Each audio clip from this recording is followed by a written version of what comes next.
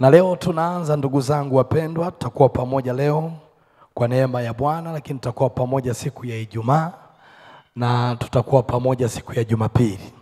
Kwa hiyo leo tunaweka mazingira vizuri, tutaendelea Ijumaa alafu tutaendelea tena na Jumapili tutakuwa tunamaliza kwa ushindi mkubwa. Sasa kama unaandika, andika kwa herufi kubwa kabisa tunapoanza somo letu hili zuri, andika kwa herufi kubwa kabisa. Nitakuwa ninasema kwa habari ya heshima ya madhabahu. Heshima ya madhabahu. Heshima ya madhabahu.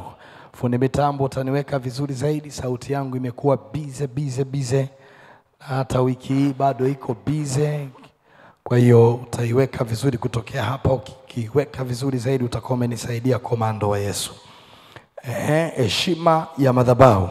Na maandiko yetu ya msingi yanatoka kwenye kitabu cha Waamuzi sura ya 6, Waamuzi sura ya 6 mstari wa 16 hadi wa 32. Waamuzi 6 mstari wa 16 hadi wa 32. Hilo ni andiko letu la kwanza, lakini acha nikutajie tu yote afu nitasoma yale machache ambayo nataka nitembee nayo. Andiko la kwanza ni Waamuzi 6:16 hadi 32. Andiko la pili ni kitabu cha Kutoka sura ya 6 na mstari wa 11. Kutoka 6:11, alafu Kutoka 9 mstari wa kwanza hadi wa 17. Kutoka 9 mstari wa kwanza hadi wa 17.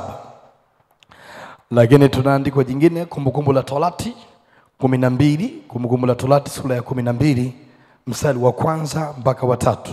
Kumbukumbu la Torati 12 mstari wa kwanza mpaka wa 3. Lakini Kumbukumbu la Torati tena sura ya 7 na mstari wa 5. Piga kelele, sema amina kwa Bwana. Na naomba sasa mniruhusu nisome kitabu cha Waamuzi. Nitaanzia mimi kwa sababu ya muda, taanzia mstari wa 22, lakini wewe ukipata nafasi vizuri nyumbani naomba usome sura ya 6 yote. Na maandiko yanasomeka namna hii. Gideoni akaona ya kuwa malaika wa Bwana. Gideoni akasema, ole wangu Bwana wangu, kwa kuwa nimemuona Bwana uso kwa uso. Bwana akamwambia, amani iwe pamoja nawe, usiogope, hutakufa. Ndipo Gideoni akamjengea Bwana madhabahu hapo, akaita jina lake Yehova Shalom. Hata hivi leo iko huko katika Ofra ya Abizeli. Ikawa usiku huo Bwana akamwambia, mtoe ng'ombe wa baba yako, yani ng'ombe wa pili wa miaka 7, ukaiangushe madhabahu ya Baali alionayo baba yako, ukaikate Ashera ile iliyo karibu nayo. Alafu napenda mstari wa 26, Biblia inasema ukamjengee Bwana Mungu wako madhabahu juu ya ngome. Yani baada ya kuiangusha ile madhabahu ya giza, anapewa maelekezo ya kuinua madhabahu ya Bwana kwa taratibu zake. Ukamtoa yule ng'ombe wa pili na kumtoa awe sadaka ya kuteketezwa kwa kuni za ile Ashera ulioikata. Ndipo Gideoni akatoa watu 10 miongoni mwa watumishi wake, akafanya kama Bwana alivyomwambia. Lakini ikawa sababu aliwaogopa watu wa nyumba ya baba yake na watu wa mji, hakuweza kutenda hayo wakati wa mchana, basi aliyatenda usiku. Hata watu wa mji walipoondoka asubuhi na mapema, tazama, madhabahu ya Baali imebomolewa na ile Ashera iliyokuwa karibu nayo imekatwa, na yule ng'ombe wa pili ametolewa sadaka juu ya ile madhabahu iliyojengwa. Wakaambiana, ni nani aliyetenda jambo hili? Hata walipotafuta habari na kuuliza, wakasema, Gideoni mwana wa Yoashi ndiye aliyetenda jambo hili. Ndipo watu wa mji wakamwambia Yoashi, mlete mwanao afe, kwa sababu ameibomoa madhabahu ya Baali na kwa sababu ameikata ile Ashera iliyokuwa karibu naye. Mstari 31, Yoashi huyo babake Gideoni. Yoashi akawaambia watu wote waliokuwa wakishindana naye, je, mtamtetea Baali au mtamuokoa ninyi? Yeye atakayemtetea au awe hivi asubuhi. Kama yeye ni Mungu, ajitetee nafsi yake, kwa sababu mtu mmoja ameibomoa madhabahu yake. Basi akamuita yule Baali siku hiyo, akisema, Baali na atete naye kwa ajili ya nafsi yake, kwa sababu ameibomoa madhabahu yake. Piga kelele, sema amina kubwa kwa Bwana aliye hai. Na nitafurahi sehemu ya amina, sema amina. Sehemu ya kumfurahia Bwana, utamfurahia Bwana. Amina, watu wa Bwana.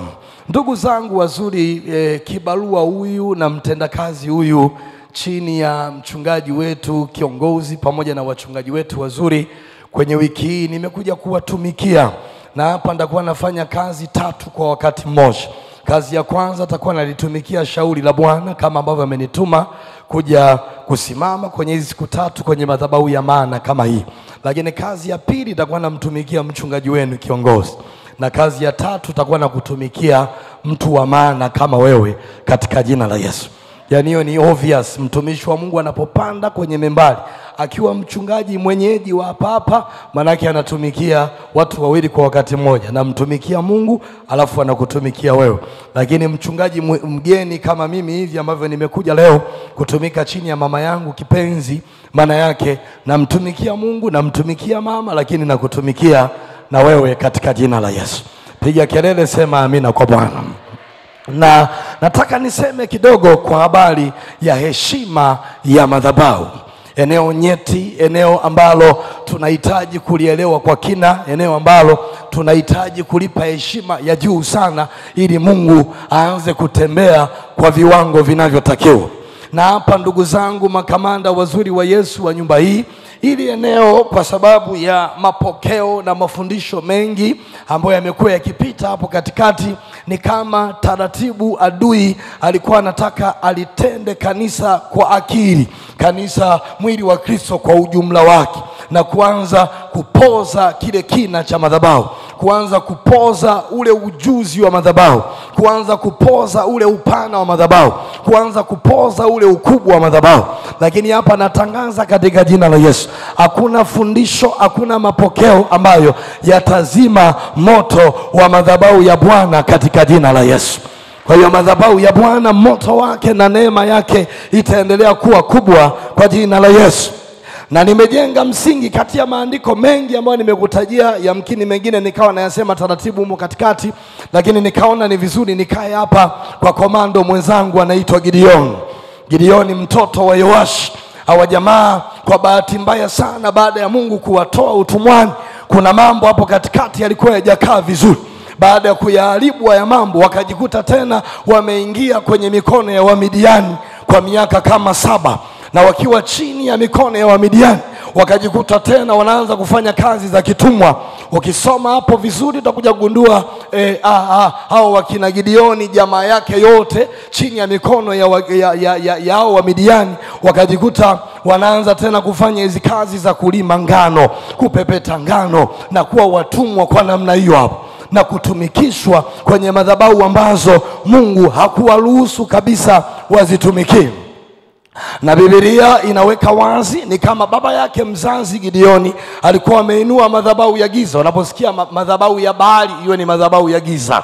Jamani, Bwana Yesu asifiwe. Ukisikia tu madhabahu ya Baali, si ukisikia nini ujue hiyo ni madhabahu ya giza. Akawa ameinua hiyo ili hao waanze kumtukuza Mungu Baali, kumuinua Mungu Baali. Kwa bahati mbaya, kadiri walivyokuwa wanaendelea kutoa ibada kwa huyu Mungu Baali, kadiri walivyokuwa wanaendelea kumwabudu huyu Mungu Baali, ndivyo mambo yalivyokuwa yakiharibika.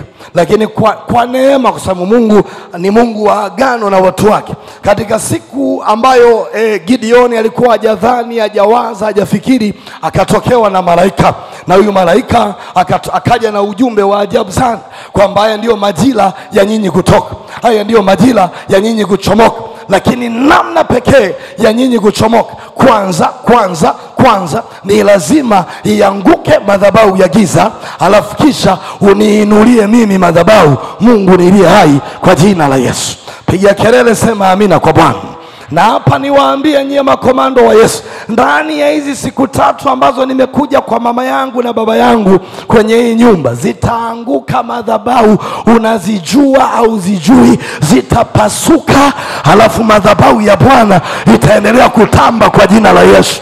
Yani tukiwa hapa, kuna madhabahu zitakuwa zinaanguka Tanga, kuna madhabahu zitakuwa zinaanguka Arusha, kuna madhabahu zitakuwa zinaanguka Moshi, kuna madhabahu zitakuwa zinaanguka Kigoma, halafu tunaiinua madhabahu madhabahu ya Mungu aliye hai kwa jina la Yesu. Piga kelele, sema amina tena kwa Yesu aliye hai. Kwa hiyo Gideoni nampenda alipoyapokea haya maelezo. Nimefupisha kidogo hii habari, huko nyuma ni hapo juu ukisoma ile mistari ya juu ni kama alikuwa na hofu, anasema mimi mnyonge, sijui mimi hivi, anajidharau, anajiona kama wezi. Mungu akamtia moyo kwamba kuna kitu kinaweza kutokea katika jina la Yesu. Wewe fuata tu maelekezo.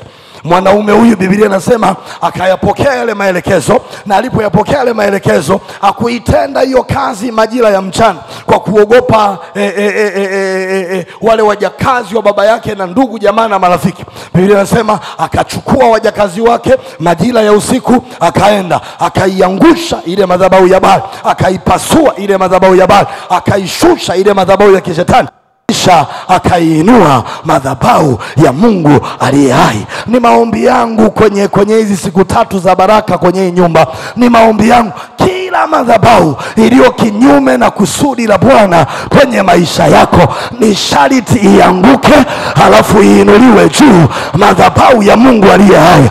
Hapa natangaza kwenye uwanja huu wa Kimara, madhabahu ya Mungu wetu ndio itakayomiliki hii Kimara, ndio itakayotawala hii Kimara, na ndio itakayofanya mambo makubwa Kimara.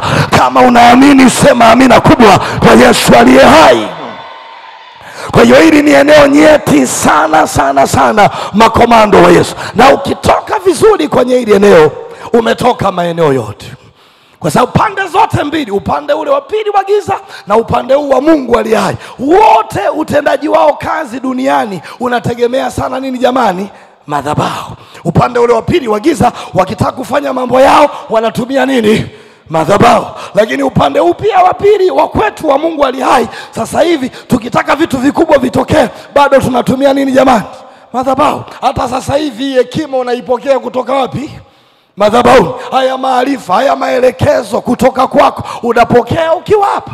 Namshukuru Mungu, huyu mhubiri anayehubiri hapa, na sijutii safari yangu, sijutii nilikotoka. Huwa nambariki Yesu. Wengine huwa wanajutia sana kule walikotokea, ila mimi sijawahi juta hata mara moja, kwa sababu kumenisaidia kuujenga mwili wa Kristo kwa miaka hii yote ambayo nimeendelea kutumika kama mchungaji kijana. Mimi nimetoka kwenye football ya nchi ya Tanzania, nimeucheza mpira, nimeufundisha mpira. Sasa nakumbuka haswa wakati nacheza, nakumbuka vile ambavyo tulikuwa tunabebwa, timu inaweza ikachukuliwa kempu pale, imekuja usiku gari inachukua timu pale, baadaye wale waganga tunaondoka nao, tunaenda kwenye zile madhabahu zao kule. Tukifika kule makuku yatachinjwa, hapo mpo mmevaa pensi, mko peku, vifua wazi, zitachinjwa ya majogoo, yatamwagwa ya majogoo, vitafanywa vimbwanga pale, watapitisha, mko mule, atachomwa maubani, atachomwa manini. Na hapo mnaambiwa mnatafuta tu ushindi wa goli hili moja. Lakini balaa lake la huo ushindi wa hiyo goli moja kwenye hizo madhabahu zao sio wa kitoto. Hapo mmeshapakwa ile madamu ya kuku yale, wameyakamulia kwenye mabeseni mekundu yale, wamekamulia kwenye mabeseni meusi. Hapo watapitisha, watachoma manini yale, watafanya vile. Hiyo tu mnatafuta ushindi wa goli moja. Na kweli sijui ilikuwa namna gani bwana, yale mambo tulikuwa tunaaminishwa kwenye zile madhabahu kwa namna ambayo unaamini kabisa kwamba hiki ambacho nimeambiwa hapa hiki kinaenda kutokea vile uwanjani. Na kweli unashangaa uwanjani mmetua pale, game imeanza, imepigwa, ni kama tu mpira umegonga mwamba, nguzo sio haieleweki, mtu kafungia pua au kafungia mgongo, lakini ndio hivyo goli limeingia. Alafu kule ndani mnaanza kuambiana, oya wanangu, imeshaitika hiyo, alirudi. Sasa nyewe mnajua mnalinda kwa nguvu ya mganga, kumbe mnalinda tu kwa juhudi zenu wenyewe tu, ile imani yenu kwamba alisema moja na hii moja haichomoki. Hiyo ndio unaona watu wanakaba hiyo man to man, mtu anakaba mpaka jasho lile linalodondoka, huyu hapa. Alafu baadaye mechi ikiisha 1-0, mnasema ile madhabahu ile ni nzuri sana. Nipo hapa kuwaambia leo, hakuna madhabahu yenye nguvu ya kweli kama madhabahu ya Mungu wetu aliye hai. Hakuna madhabahu yenye matokeo kama madhabahu ya Mungu wetu aliye hai. Nimekaa kwenye zile madhabahu, tumeshughulishwa, tumefanywa vimbwangwa, tumechanjwa chale. Hivi nikivua nguo utashangaa, mgongo umejaa chale, za kutosha kwenye zile madhabahu, lakini nilipohama anakuja kwenye madhabahu ya Mungu aliye hai, huku hakuna kuchanja chale, huku hakuna kumwagiwa maji, huku hakuna kumwagiwa mafuta, huku tunalitamka jina, halafu jina linaleta matokeo. Na ndio maana nina ujasiri kwenye wiki hii, tunapoinua madhabahu ya Bwana, tunapoijenga madhabahu ya Bwana, tunapoitukuza madhabahu ya Bwana, nina uhakika kwa 100% chochote kilichosimama kama kiambaza, chochote kilichosimama kama uchawi, kama uganga, anasema kitaanguka na Bwana atatembea. Kama unaamini sema amina kubwa kwa jina la Yesu. Mwambie fire, mwambie tena fire, gonga naye mwambie tena fire. Sijasikia huo mgonga mpaka nisikie mwambie fire. Ndio nimeanza hivyo mtoto wa Rustem, ndio nimeanza hivyo. Ndio nimeanza hivyo mtoto wa Rustem, ndio nimeanza sasa. Ndio nimeanza sasa. Piga kelele sema amina kwa Bwana. Unajua wakati unapiga kelele hapa ni kama tayari kuna madhabahu zinaanza kuanguka. Ziwe ni madhabahu za kichawi, ziwe ni madhabahu za kiganga, ziwe ni madhabahu za kirozi. Ninachojua kwa nguvu ya madhabahu ya Mungu wetu ni lazima zipasuke, ni lazima ziachiwe. Kama unaamini tena sema fire kwa jina la Yesu. Hapo chini andika nini maana ya madhabahu. Nini maana ya madhabahu? Mtoto wa mzee Temu amefika sasa. Mtoto wa mzee Temu amefika kwa jina la Yesu. Alabasakala barabaraba. Mzee wangu Temu, mzee wangu Temu, mtoto wako ndo nimefika. Ulikuwa unanisubiri wiki ile, sasa ndio wiki hii Mungu alitaka nije, ndo nimefika sasa. La sana kutumika kwenye madhabahu ya baba na mama. Kwa la zangu acheni nitumike. Haya hapo chini maana sasa ya nini jamani? Ya madhabahu. Ya kwanza, tafsiri ya kwanza ya madhabahu. Madhabahu ni daraja linalounganisha kati ya ulimwengu wa roho wa Mungu au wa shetani. Unapozungumzia madhabahu, unazungumzia daraja linalounganisha kati ya ulimwengu wa roho wa Mungu au wa shetani. Daraja linalounganisha kati ya ulimwengu wa roho wa Mungu au wa shetani. Daraja, watu wa upande wa pili wa giza wakitaka kufanya vitu vyao, daraja linaitwa madhabahu. Sisi pia watu wa upande wa Mungu tukitaka kufanya vitu vyetu, daraja linalotuunganisha na Mungu wetu kwa haraka linaitwa nini jamani? Madhabahu. Na tukiwa hapa sasa hivi, tunapoendelea hapa, tukiwa hapa tunaweza tukaamuru chochote upande wowote na kikatokea kama kilivyo. Piga kelele sema amina kwa Bwana. Kwa hiyo ni daraja linalounganisha kati ya ulimwengu wa roho wa Mungu au wa nani jamani? Wa shetani. Kwa ule upande wa kwao, narudia tena, na hapa msiniangalie mimi tu kana kwamba ndo mimi nimetokea huko kwenye hayo mambo. Hata nyinyi si mmetokea huko, wengi kweli mlizaliwa mmeokoka nyinyi. Kuna mtu anaangalia na kumbe mchungaji pamoja na kwamba amevaa suti ndo alitokeaga huko. Hata nyinyi wengi tu mmetokea huko, wengi tu. Hata sura naziona hapa nyingi tu. Yesu ametutoa huko.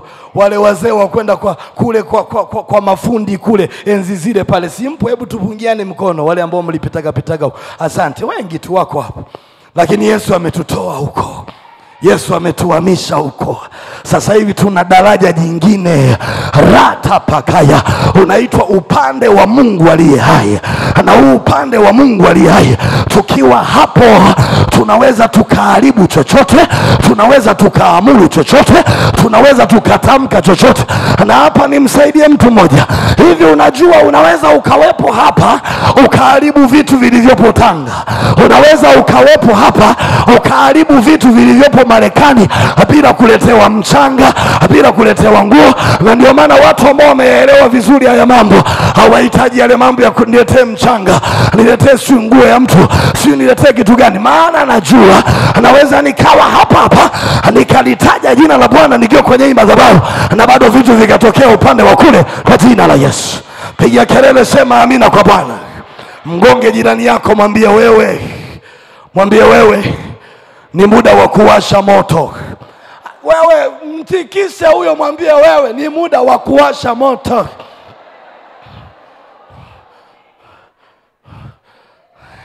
Natangaza hapa. Unajua natangaza ni vile sisi hatuwapaki mafuta, hatuwamwagi machumvi, si hatujaitiwa hayo mambo. Lakini hivi ninavyotangaza ndio tayari vitu vinatokea katika ulimwengu wa roho. Yaani ninavyoyatoa ya matangazo. Nasema hivi, iwepo madhabahu yoyote imesimama Iringa, imesimama Njombe, imesimama Mbeya, iliyo kinyume na shauri la Bwana, lazima ianguke na madhabahu ya Bwana iinuliwe juu. Lazima ianguke na madhabahu ya Bwana isimame.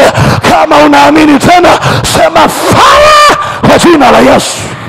Mgeuke jirani yako mwambie fire. Gonga naye tena mwambie fire. Namba 2. Tafsiri ya pili ya madhabahu. Madhabahu. Hiyo tafsiri ya kwanza nimeitoa Mwanzo 3:4. Mwanzo 3:4. Hiyo tafsiri ya kwanza Mwanzo 3:4 nimeitoa hapo. Nimeitoa Mwanzo 3:4. Tafsiri ya pili ya madhabahu. Madhabahu ni mahali maalum, ni mahali maalum au ni sehemu maalum, ni sehemu maalum kwa ajili ya kutoa sifa, sadaka na maombi. Sehemu maalum kwa ajili ya kutoa sifa, sadaka na maombi. Unapozungumzia madhabahu unazungumzia sehemu maalum kwa ajili ya kutoa sifa, sadaka na maombi. Sehemu maalum kwa ajili ya kutoa sifa, sadaka na maombi. Mwanzo 8:20, Mwanzo 8:20 na Mwanzo 12:7. Sehemu maalum kwa ajili ya kutoa sifa, sadaka na maombi. Mwanzo 8:20 na Mwanzo 12:7. Ndugu zangu, naomba hapa mnisikilize vizuri, mnitegee sikio vizuri. Na tumefanya makosa sana. Kuna watu ambao anaweza akawa anaabudu kwenye hii madhabahu, lakini sadaka anatoa wapi huko? Au zaka yake anatoa wapi huko? Au ana mchungaji wake wapi kule? Au ana nabii wake wapi kule? Niwaambie nyinyi watu, sikiliza nyinyi watu. Na hiyo wengi hata huko ninakotoka tunawasaidia watu. Mimi nazunguka hii nchi na ihubiri hii nchi wakati wote, makanisa makubwa madogo na ya kati na nje ya nchi, nazunguka kwa neema ya Bwana nikimhubiri Kristo Yesu. Sasa kama kuna changamoto ambayo huwa inanichanganya sana ninapozunguka kumhubiri Yesu, ni pale napoona tunamwamini ambaye anaabudu TAG Kimara, lakini zaka zake au nusu ya zaka, nina baba yangu au nina mama yangu wa kiroho yuko upande fulani. Kwa hiyo nusu taipeleka kule, alafu nusu nyingine takuwa naitoa huko. Nataka nikwambie unafanya makosa na unapishana na baraka zako. Hatunaga makuhani wawili nyinyi watu.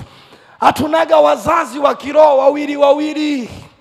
Nyinyi mna mzazi wa kiroho kwenye hii madhabahu mmoja. Mmenielewa nyinyi watu wa Mungu? Na mahali pekee ambapo wewe unaweza ukatoa dhabihu zako, unaweza ukatoa sadaka zako kwa nguvu na kwa ujasiri, ni kwenye madhabahu inayokulea, ni kwenye madhabahu inayokulisha, ni kwenye madhabahu inayokutunza. Piga kelele, sema amina kwa Bwana. Na haya mambo sasa sisi tumelegeza, lakini upande wa pili wa giza wanayafanya vizuri sana. Hiyo wameiga, shetani amepangua tu, ameiga. Yaani shetani kazi yake ni kukopi na kupesti. Haya yanayoendelea upande wa Mungu anayegeuza yanafanyika upande wao kule. Sikiliza nyinyi watu, sisi hatujaanza kutoa. Kule watu wanatoa. Sasa kama mtu yuko tayari kumtoa hata mtoto wake ili apate utajiri, mtu yuko tayari kumuua mama yake ili tu apate utajiri kwenye zile madhabahu, anaambiwa zamu hii hapa, ili nyota ya biashara iwe kubwa, iwe kali, toa mama yako. Zamu hii hapa, ili kibali cha biashara kiwe na matokeo, kazini upandishwe cheo, ua mtoto wako wa kwanza, ana nyota. Na mtu kweli unashangaa kaua babake, kaua mamake. Hiyo ni sadaka katoa. Nisiseme mkoa, nisiseme na eneo fulani. Wakati nafundisha timu fulani kwenye nchi ya Tanzania, nakumbuka nilikuwa nashangaa katibu wa hiyo timu alikuwa ni mganga wa kienyeji mkubwa sana kwenye nchi ya Tanzania, na amesaidia wachezaji wengi sana wenye majina makubwa. Walikuwa na kipindi cha hizi pre-season wanapojiandaa na msimu, ni kama walikuwa wanahamia kule, wanashinda kule kwa ajili ya kuwaagua, kwa ajili ya kuwasomea nyota, kuwatakasia anga la msimu na vitu kama hivyo. Lakini alikuwa na wabunge wengi tu kwenye nchi ya Tanzania, wabunge wengi tu ambao wanapanga foleni wanaenda kule. Sasa nilikuwa nashangaa ule msimu wamemaliza labda uchaguzi na nini na nini na nini. Sasa ule muda wanaenda kupeleka shukrani kwa yule mganga. Haya ma-V8 haya yanaongozana kule. Watu wanatoa mamilioni kwa mamilioni. Anasema mganga nimekuja kushukuru, hii madhabahu imenisaidia kuipata nafasi nilionayo. Umeiona hiyo kitu? Lakini sisi mtu anaweza akatendewa jambo kubwa na Mungu, kubwa la kutisha, la kushangaza. Utamuona amesimama na 1500 hapa mbele. Nataka muone haya mambo ambavyo tunahitaji neema ya Mungu. Au kuna mwingine na eneo pekee ambalo wanawapima wa Pentecost kuona namna gani ambavyo hatuko serious kwenye hili eneo la madhabahu. Ni ile najua hata hapa mnafanya hivyo kwa wachungaji wangu, wazee wangu wa imani. Najua mnafanya hivyo. Ni ile sadaka ya shukrani ya mwezi wa 12. Sio mnakuweka na ile sadaka ya kumaliza mwaka. Sasa kuna mtu kwenye ile sadaka ya kumaliza mwaka, yani Januari to December, anaweza akasimama na 5000 hapa madhabahuni. Januari to December amekuja. Yani nataka muone ambavyo sisi hatujawa serious kwa kiwango kinachotakiwa. Kule mtu anaweza akatoa mtoto. Anaweza akatoa mtoto. Anaweza akatoa mamaki. Anaweza akamchizisha hata mtu fulani huko ili tu mambo yaharibiki.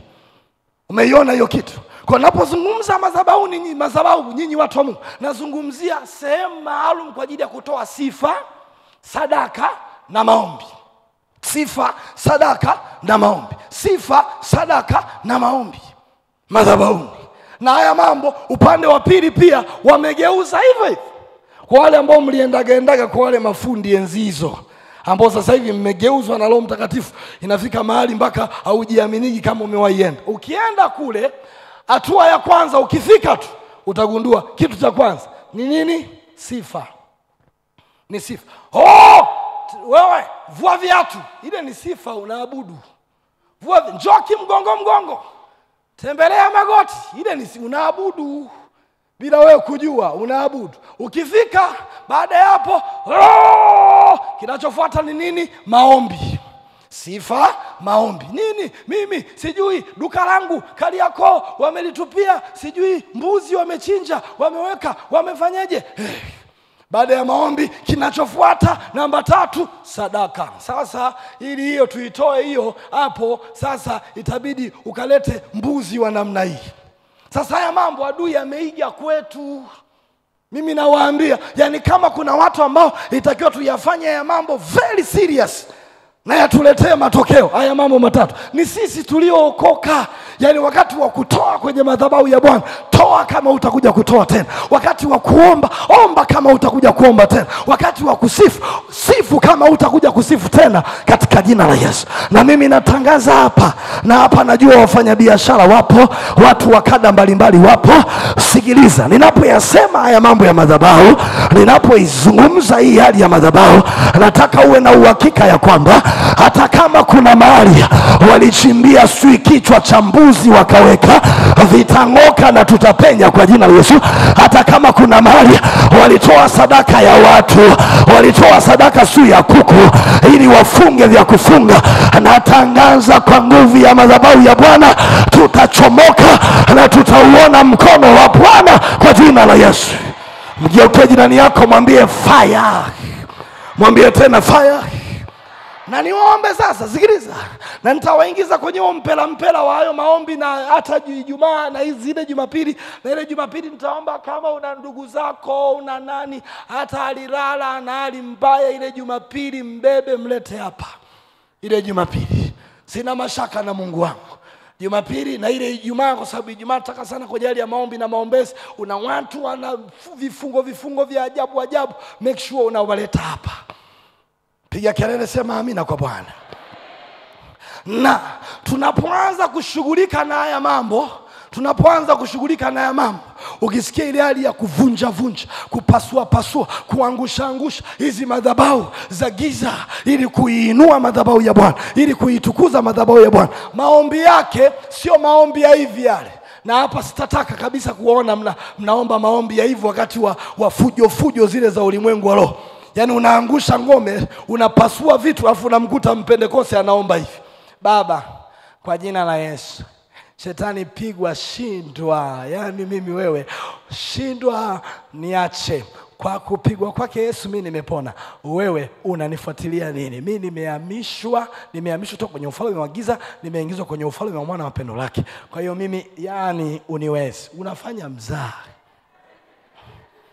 Yaani kuna wakati unasukuma player, unajua unaomba, akili inakwambia unaomba. Sio tu Roho Mtakatifu anakuambia unaomba, akili inakwambia unaomba, mwili wako pia unakwambia unaomba. Hivyo unaweza kaangusha madhabahu za kikinga, mimi mkinga, mimi mahenge, mimi mkinga. Unaziangusha zile madhabahu za kikinga, eti tunaziambia shindwa, come out, come out. Kwa jina la Yesu, ile mizimu ya kikinga kule unaiziambia habari kama hizo. Yaani unasukuma player. Ukianza kupasua hapo, ukianza kubonda hapo, unabonda na vitu vinatokea kweli katika jina la Yesu. Na ninaiombea hii nyumba, yani baada ya somo hili, yaibuke maaskari, waibuke makamanda, waibuke watu ambao wakiingia kwenye uwanja wa prayer, wakiingia kwenye uwanja wa maombi, lazima vitu viachie, lazima milango ifunguke, na kama kuna ngome zilikuwa zimesimama kama miamba, lazima zianguke. Hapa natangaza kwa jina la Yesu, kila madhabahu iliyo kinyume na shauri la Bwana lazima ianguke, na itaanguka tu, na tutaiinua madhabahu ya baba yetu. Anasema tutaiinua hapa, tutainua nyumbani, tutainua kazini, tutainua kwenye biashara, na kila eneo ambalo Bwana ametuweka itainuka ya kwake, nyingine zote zitashuka. Natangaza kwa jina la Yesu, rakana babo, hili ni tangazo katika ulimwengu. Madhabahu yoyote iliyo kinyume na shauri la Bwana, madhabahu yoyote iliyo kinyume na mpango wa Bwana, lazima ipasuka kwa jina la Yesu. Sema amina, mtoto wa Bwana. Na hapa ninaomba, napozungumza wazazi wangu na wachungaji wangu wapendwa, napozungumza na hapo sasa, ukielewa hii vizuri, hamtapanda kwenye hii madhabahu ukiolela olela. Ukielewa hii vizuri.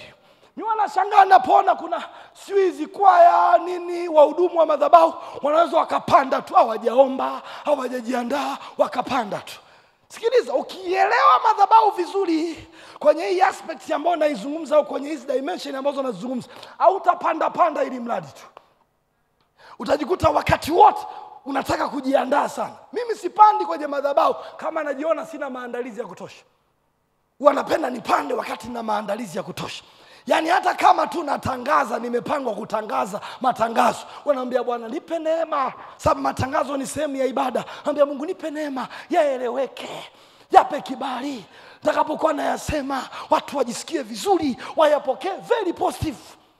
Lakini sisi kizazi hiki tu, mtu anaweza katoka tu, ametokea sio ameshagombana na konda kule kwenye daladala kule, huyo mwenyewe haya njoo, huyo tayari sio ni mwana kwaya wa Singers Gospel, tayari mwenyewe ameshafika tayari.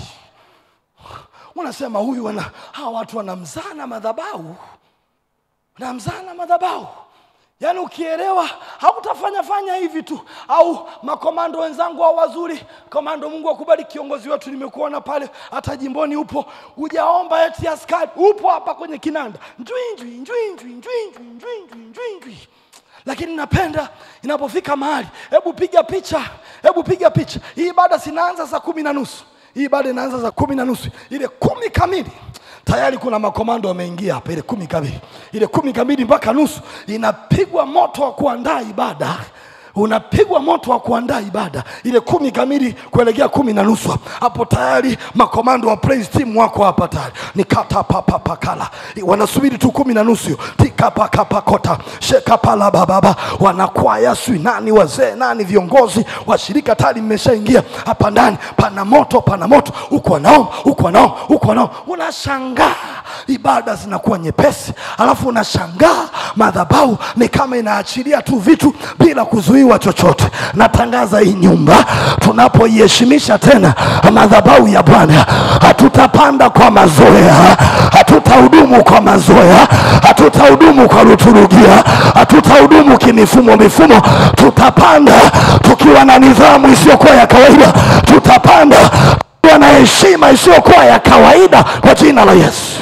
Piga kelele, sema amina kwa Bwana. Mungu amewahi ni challenge kwa namna ya ajabu sana. Nikiwa Arusha na ubiri pale kwa mzee wangu Olososi, niko hotelini kwenye tafakari yangu, nimetulia hotelini. Roho wa Bwana ananiletea kitu cha ajabu sana.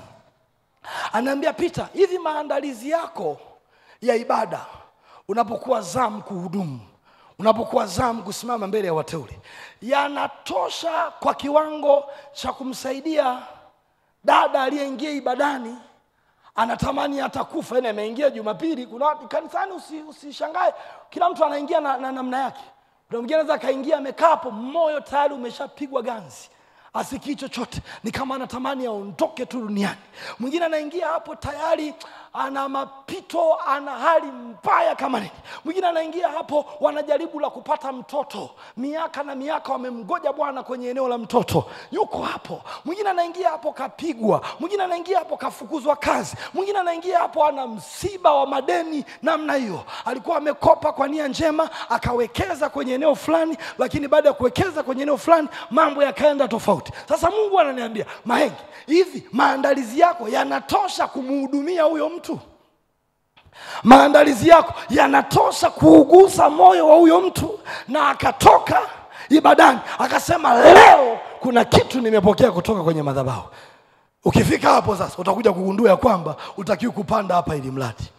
Unahitaji maandalizi ya kutosha. Na hiyo sio tu mhubiri, hiyo ni kila mtu ambaye Mungu amempa nafasi ya kuitumikia madhabahu. Kila mtu. Na tukiungana, tukiwa na huo muunganiko sasa, kila mtu ameitukuza na ameipa heshima madhabahu kwa viwango vinavyotakiwa, unashangaa tu kidogo tayari ameshaanza kutembea, kidogo tayari ameshaanza kushuka, kawimbo tu kamoja tayari ameshakuja mwenyewe mwenye ibada katika jina la Yesu. Nikiwa kwenye madhabahu ambayo Mungu amempa mama yangu na baba yangu, hii madhabahu ya TAG Kimara, natangaza hapa kwa jina la Yesu, huu ni mwanzo mpya. Hatutapanda kimazoea. Huu ni mwanzo mpya wa kuipa heshima madhabahu. Huu ni mwanzo mpya wa kuinua madhabahu. Huu ni mwanzo mpya wa kuiogopa madhabahu. Huu ni mwanzo mpya wa kuwa na hofu na hii madhabahu, ili Mungu atembee. Ili Mungu atembee. Hivi nyinyi makomando waimbaji wazuri, na nimeona hapa kuna praise team nzuri wanafuatilia, ni moja kati ya makanisa yenye praise team nzuri, zina kwaya nzuri za kiinjili, ni kanisa hili la injili toka limeanza ni injili miaka yote. Sikiliza, hebu piga picha. Nyie ni kwaya sasa. Mnaimba ibada ya Jumatano, mnaimba ibada ya Ijumaa, mnaimba Jumapili. Ile mapema before ibada tayari mmeshaingia hapa. Mnaonaje ile kitu? Tayari. Na haya mambo ni adabu, unajijengea tu nidhamu mwenyewe, inawezekana kabisa. Piga kelele, sema amina kwa Bwana. Haya mambo matatu ili yaweze kuwa halisi, haya mambo matatu ambayo nimeyasema hapa ili yaweze kutokea, ni lazima kila anayesimama kwenye madhabahu awe amejiandaa vya kutosha. Na naomba kuanzia leo na kuendelea, usipande kwenye hii madhabahu kama hujajiandaa vya kutosha. Usipande kwenye hii madhabahu kama tu hivyo. Na hapa naomba niweke vizuri kwenye idara na makundi. Acheni ule mtindo, mmefika labda mazoezi au mnataka kwenye kipindi mnataka kufungua, hii kitu mbaya sana hii. Mnamwambia tu mtu mmoja, wewe hapo tufungulie kwa maombi kipindi. Haitaki kuwa vile. Huyo mnayemwambia wafungulie kipindi kwa maombi, mnajua ametokea wapi? Mwingine ameshagombana huko, mwingine ameshapigana huko. Wewe tufungulie kipindi kwa maombi, wewe hapo tuombe. Mimi hata akianza yeye kuomba na mimi naomba. Sasa niwafundisha hapa nizamu nzuri kwenye yale mazoezi, sio vitu vyenu vyote nini. Tunafungua wote kwa maombi. Mama jamani, sasa ni wakati wa kufungua ratiba yetu kwa maombi. Tutaomba wote, alafu wewe hapo utahitimisha. Kama ni wote dakika 5, kama ni wote dakika 10, lakini asiwe mmoja. Asiwe mmoja. Naambia wewe fungua. Huyo kumbe ametoka kugombana na konda kwenye daladala. Wamegombana sana na konda. Ndio anawafungulia ibada ya mazoezi. Na hajapata hata muda wa kujiweka vizuri. Unashangaa mazoezi magumu, mazoezi ni kama muda wote tu ni kama mnatamani hata yaishe muondoke. Lakini hapa ndani natangaza kwa jina la Yesu, kuanzia sasa na kuendelea, kwa ibada yoyote iwe ya mazoezi, iwe sio ni kikao, tutafungua kama familia. Wote tutaomba, wote tutamuita Bwana ili mambo yakae sawa kwa jina la Yesu. Njoo sasa rafiki yangu wewe, kijana wewe uko sharp, njoo. Alafu njoo baba hapa. Njoo rafiki yangu pia ni kijana uko sharp, kijana wewe pia uko sharp hapa. Kimbia komando mzuri wa Yesu, Mungu akubariki sana. Naomba kijana tena mwingine, wewe hapo nyuma hapo. Hapo umekaa na mama yangu hapo, umekaa na mama kavaa miwani, njoo hapa. Na wewe najua uko sharp kabisa. Asante sana. Alafu njoo pastor, mchungaji msaidizi, njoo hapa. Safi kabisa, na nakutia moyo mchungaji wangu, kaa vizuri na hao wazee. Kuna neema kubwa chini yao wazee. Na mwenyewe nimekuja kwa wakati, nilikuwa naitafuta sana mikono yao wazee, kwa nitaipata Jumapili. Na mimi lazima niwekee mikono Jumapili. So unajua wazee hao wakishaachilia neema ndo wameachilia hivyo. Jamani, makofi kwa Bwana Yesu. Makofi kwa Bwana Yesu. Haya. Baba wewe utakaa upande huko. Upande wa huku ni upande wa madhabahu ya Mungu aliye hai. Wewe unatuwakilisha sisi watu wa upande wa Mungu aliye hai. Alafu upande huu wa huku, angalieni huku, utakuwa ni upande wa madhabahu ya adui shetani. Njoo hapa. Asante, njoo tu hapa. Njoo hapa na wewe njoo. Wewe uko upande wa hiyo madhabahu afu umekaa kistaarabu sana. Njoo hapa, umeona hiyo. Sasa sikiliza, napoyasema haya mambo na yasema kwenye picha hii. Nimejifunza kuna watu wanaelewa zaidi kwa mifano. Wanaelewa zaidi kwa mifano. Mfano mmoja unaweza ukalibeba somo zima na mtu akatoka akiwa ameelewa jumla. Sikiliza. Tunapoyasema ya mambo ya madhabahu, tunazungumzia madhabahu ngapi jamani? Madhabahu ya Mungu aliye hai ambayo ni hii hapa. Hii hapa ambayo Gideoni aliambiwa iinue, ijenge, itengeneze. Alafu madhabahu ya pili ni hii hapa. Madhabahu ya upande wa pili wa giza. Sasa, hii madhabahu ya Mungu wako hii haijawahi kushindwa na haitokuja kushindwa. Ukiona umeshindwa vita fulani katika ulimwengu wa roho na wakati unamilikiwa na madhabahu ya Bwana, maana yake kuna jambo fulani halijakaa vizuri kwako, lakini tatizo haliko kwa Mungu. Maana hii madhabahu huwa inashindaga tu wakati wote katika jina la Yesu. Piga kelele, sema amina kwa Bwana. Sasa haya, wale watu wa upande wa kule, hebu anzeni kutumatuma vimbwanga, mnaanza kuloga sasa mtu wa madhabahu ya huko. Anzeni kama ifuatavyo. Msijifanye mlizaliwa mmeokoka wewe. Hebu hapo wala muhitaji kwenda. Anza safi kabisa. Safi kabisa. Huyu mchawi mpole huyu. Safi.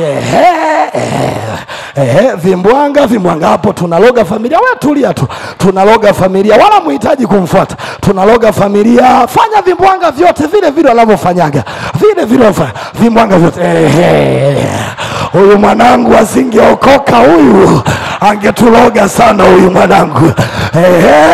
Ndio tu na vimbwanga hivyo wanafanya vituko hapo, tunaloga familia, tunaloga nini. Asante sana. Yani ndio hivyo inavyokuwa. Na hii ni kama kielelezo ndugu zangu, lakini ndivyo ilivyo katika ulimwengu wa roho. Ndio inakuwaga hivi. Haya, wanafanya, endelea tu kufanya vituko, lakini libarikiwe jina la Bwana. Katika hali ya kushangaza, huyu ambaye wanamfanyia hayo mambo kwenye madhabahu yao alikuwa kwa neema ya Mungu amekuja kwenye ibada ya Jumatano. Kwenye hiyo ibada ya Jumatano akakuta mzee Mtemu amemleta kijana wake mhubiri toka Tabata, anaitwa Peter Maenge. Amefundisha heshima ya madhabahu na kuionyesha nguvu ya madhabahu ya Mungu aliye hai. Sasa wakati wao wanafanya hivyo ambavyo wanavifanya, hali ya ulimwengu wa roho inakuwa kama hivi. My dear pastor, panda mgongoni my dear pastor. Panda mgongoni my dear pastor. Dandia kabisa, rukia kabisa, dandia. hali inakuwaga namna hii hapa. Hali inakuwaga namna, huyu pasta hajawahi kuwa mtoto wa mwisho. Dandia kabisa mgongoni. Dandia kabisa. Safi kabisa. Hali huwa inakuwaga namna hii hapa. Kwenye ulimwengu wa roho, wakati wao wanafanya hivi wanavyovifanya, wewe picha inakuwaga hivi. Huyu aliyekubeba anaitwa Yesu Kristo, mwana wa Mungu aliye hai. Halafu aliyopo mgongoni ndio wewe. Kwa hiyo kabla hawajakuona wewe, lazima wamuone aliyekubeba. Na aliyekubeba anaitwa Simba wa kabila la Yuda. Hajawahi shindwa hata mara moja, hajawahi angushwa hata mara moja. Na ndio maana nina ujasiri kwenye hii nyumba ya kwamba kila madhabahu iliyo kinyume na shauri la Bwana lazima ipasuke, lazima ibomoke, lazima ianguke. Maana Mungu tuliye naye ni mkubwa kama nini. Kama unaamini, piga kelele, sema fire kwa jina la Yesu. Nakwambia leo unainuka tena na utaogopa chochote. Unainuka tena na utaogopa madhabahu zao. Maana madhabahu ya Mungu wako, madhabahu ya baba yako ina neema kubwa, ina mafuta makubwa, ina upako mkubwa. Kama unaamini tena, amina kwa jina la Yesu. Huyu sasa baadaye anaanza kutuma moto kule. Sasa mnakuwa kama mnashindana, wewe unatuma moto na wewe unatuma moto. Haya, na nyinyi mnatuma vya kwenda. Hiyo ni wawa kwa jina la Yesu, kwa jina la Yesu. Moto unapokuwa mkali wanaangukaga mmoja baada ya mwingine. Aanze wa kwanza kuanguka, wa kwanza yuko hapo, huyo hapo, wa pili huyo hapo, huyu wa tatu mzito huyu wa tatu ngumu huyu, ya katatata hori baba. Hiki unachokiona hapa ndicho kinachotokea kwenye ulimwengu wa roho. Anasema, anatangaza, anatamka, hakuna madhabahu itasimama, hakuna madhabahu itasalia, hakuna madhabahu itashindana. Maana baba tuliye naye ana nguvu juu ya madhabahu zote. Kama unaamini tena, sema amina kubwa kwa jina la Yesu. Yani hiki unachokiona ndicho kinachotokea. Inainuliwa juu ya baba yetu, zinashushwa chini za kwao. Na wakati zinashushwa chini za kwao, nataka niwaambie hapa, milango iliyokuwa imefungwa inaanza kufunguka. Wengine mpo hapa unasema, pasta, biashara yangu inapita pembamba, anapita kwenye mazingira magumu. Kazini kwangu hali ni mbaya, kwenye familia mazingira ni mabaya. Anakwambia haya ndio majira ya kuinua madhabahu ya Bwana kwenye biashara yako. Haya ndio majira ya kuinua madhabahu ya Bwana kwenye kazi yako. Na wakati tunainua, lazima mpenye utoke. Kama unaamini tena, piga makofi mengi. Ya kana mashik akabarabahui shakabarabahui. Natamani kuendelea, lakini hacha niishie hapo, maana najenga msingi. Hebu simama juu kwa miguu yako. Shekataki, simama juu, nyosha mikono yako juu.